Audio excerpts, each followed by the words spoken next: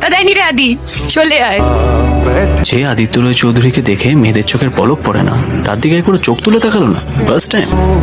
मैं नींद कहूँ तो सो जाए मैं ইটস ওকে আদি, আই থিঙ্ক ইন্টারভিউ দিতে এসছে।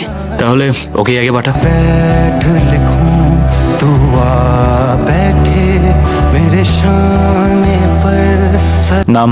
ঈশা সেন। হবি? মিউজিক, আমার মিউজিক ভালো লাগে।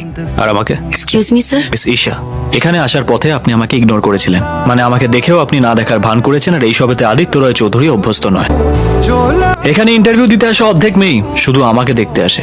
এক একজনের চাহিদা এক এক রকম স্যার, জব ছাড়া আমরা আর অন্য কিছু চাই না। Good, I like this attitude. You know miss Isha, this job needs this. তুই কি ওর ফর্মটা দেখেছিস?